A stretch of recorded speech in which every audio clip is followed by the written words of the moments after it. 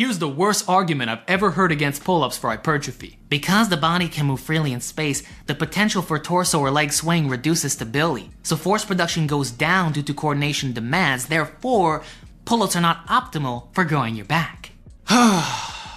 This idea is complete lunacy, propagated by weak biomechanics frauds who live on a black and white spectrum of exercise selection. Because this so-called instability can not only be corrected with very easy form cues, but even if it were true, the degree of it is already so trivial that it hardly matters to begin with. The fact is, no one but complete beginners fail on pull-ups because they deviate a couple inches away from their center of mass. It's practically a dummy-proof vertical pole that children at the park and prisoners with IQs of under 100 can learn, provided they're not obese.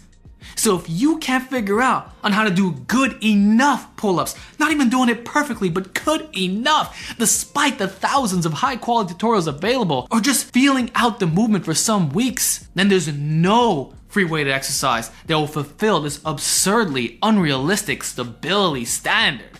So if the tiniest speck of body motion is a compelling reason for you to dismiss one of, if not the best exercises of all time that quite literally built the backs of every old school great that came before you, and that is still loved by the community at large, especially elites, enhanced or not, then you need guidance from someone who has your best interests at heart. So please, allow me to convert you back to reality. First of all, if the deal breaker is that the body moving back and forth like a pendulum is the cause of instability, then it's already flawed from the very first repetition. Why?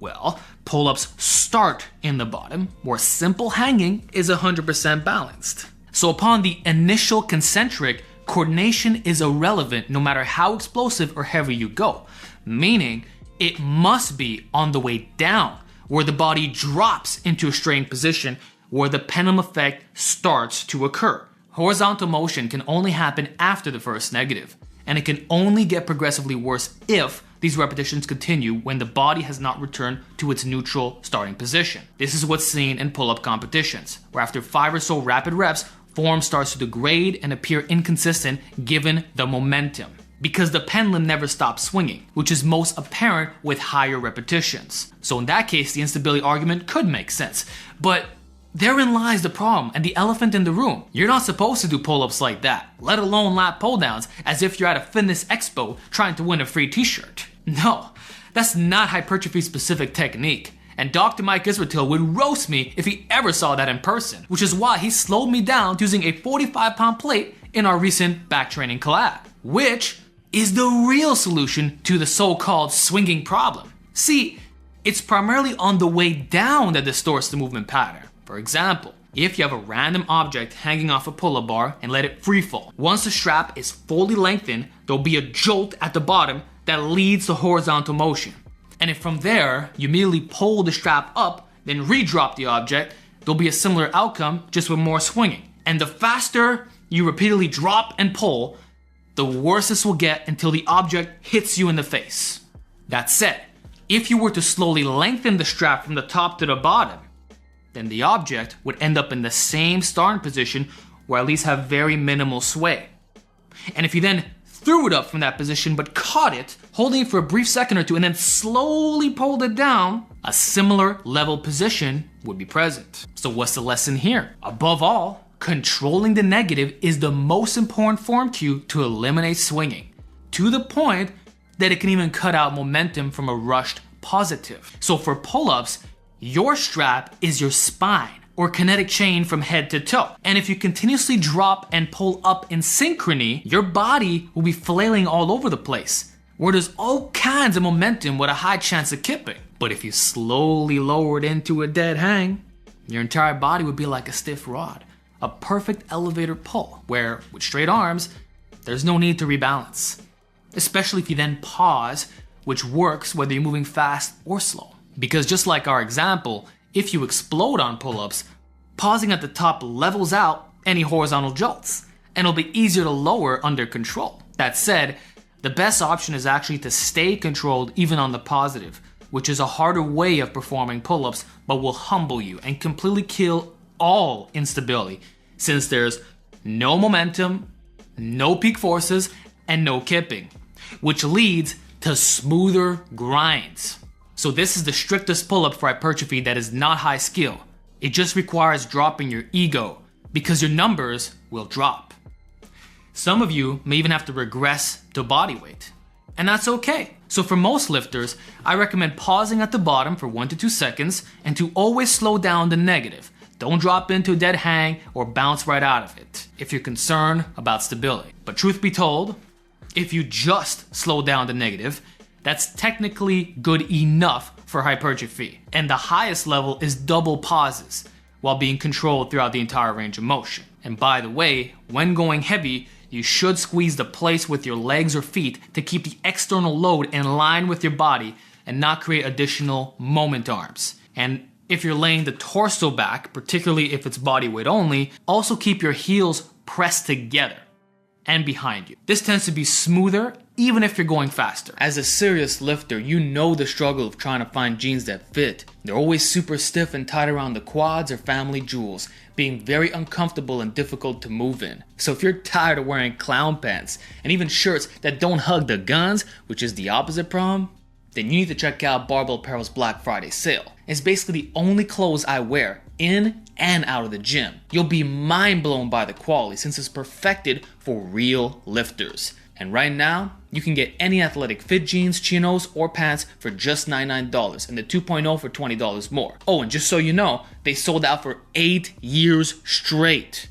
So don't miss out. Check my link in the description.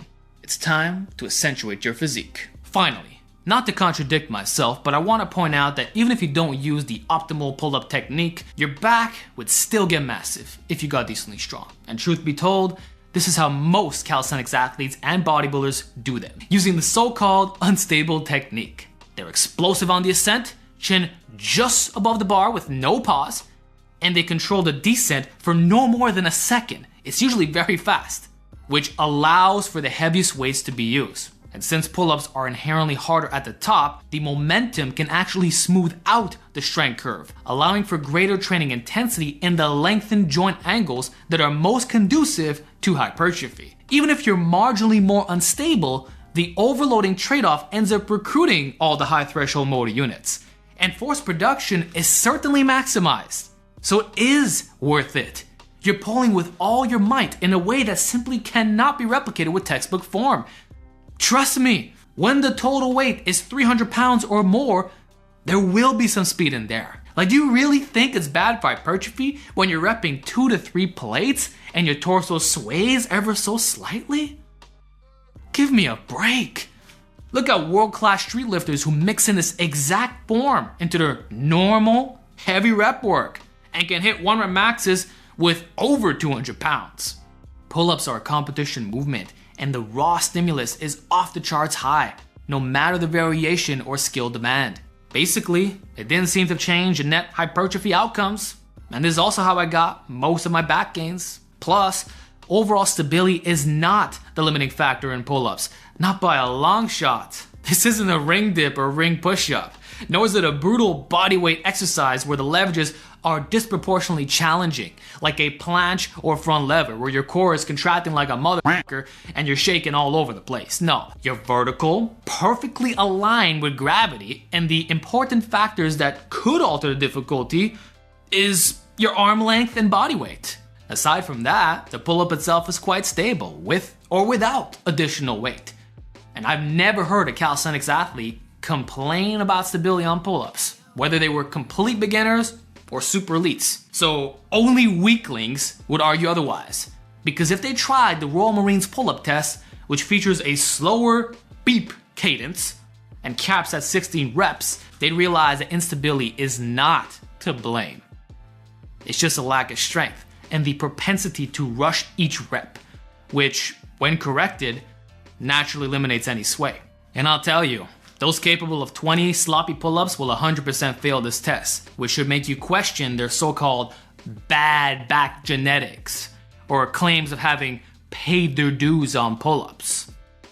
So if you're weak and also use poor form on pull-ups, don't blame the exercise or claim that instability is the villain.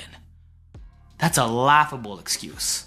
Even compared to the ring variation, which introduces some instability, the loading difference is negligible, being max 25 pounds. Again, do you really believe that this will compromise the vertical pulling gains in the long term?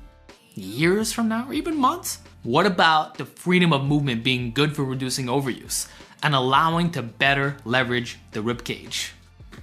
Seems like rings are more biomechanically favorable, but let's discard that because of inches of wrist rotation and the straps being able to move, right?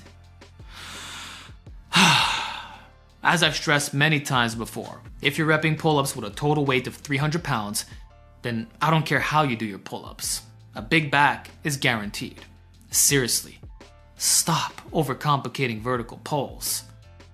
And stop coping that pull-ups aren't optimal, because in the long term, they seem to be just that.